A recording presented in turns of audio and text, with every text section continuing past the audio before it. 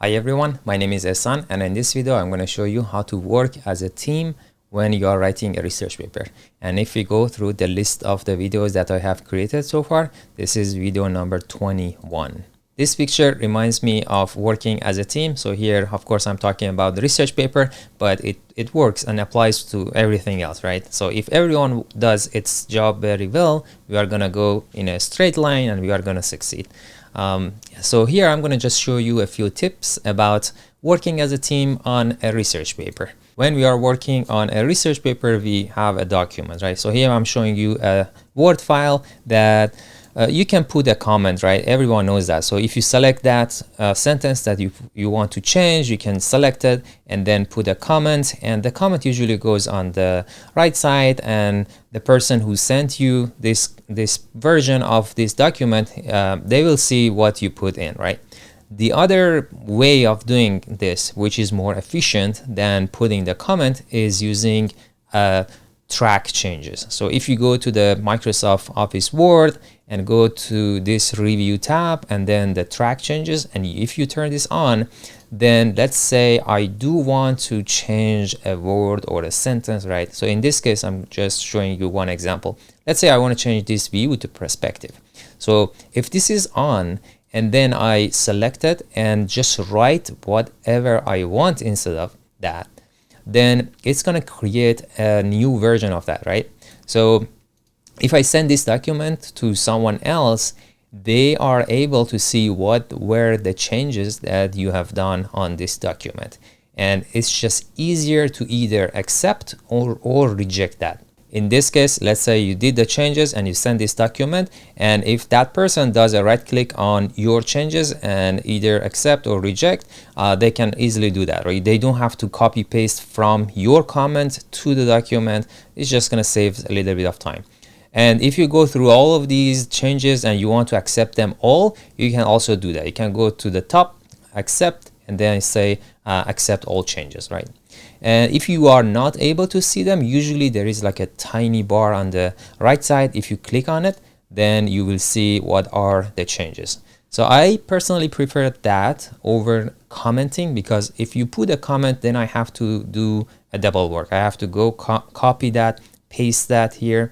So I think using that is going to be more useful. But keep in mind, if you are not editing, you have to turn that off. Otherwise, any changes you do, you have to go and accept that. That has happened to me. The other piece is when we are working together, you might have different versions of a document. So here I'm showing you one example. This is actually a real example of what we had. This is the name of the journal, and we are having like a V system. So this is version 2, 3, 4, so on and so forth. So the way I personally like to do it is using a paper name, version, and tag system. We all have been there. We are gonna, name a document final, but it's not final, and then you are gonna create a final and a final and last final. So you are gonna create different versions of that document.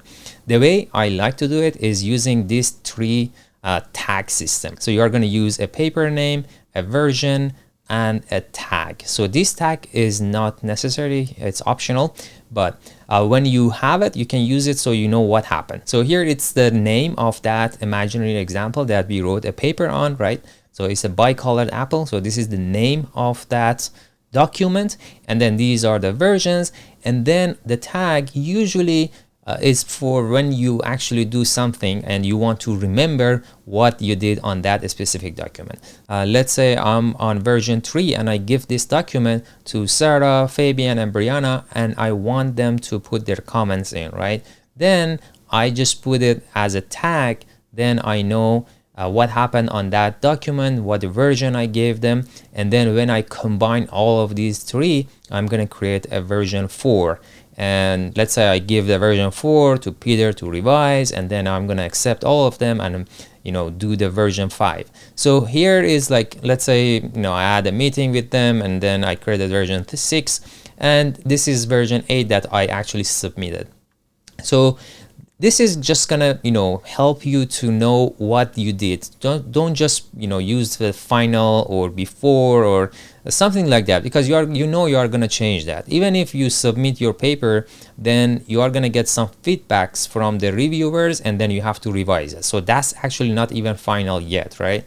So even at that phase, you can use, let's say, after reviewed by the journal or the reviewers, or after putting the comments by reviewer 1.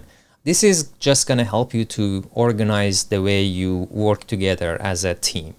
And you don't have to be like super scriptive about like, oh, what happened between version 3 and version 4, or I don't know what happened between version 5 and 6. Do I have to keep a log and say what I did change between version 5 and 6?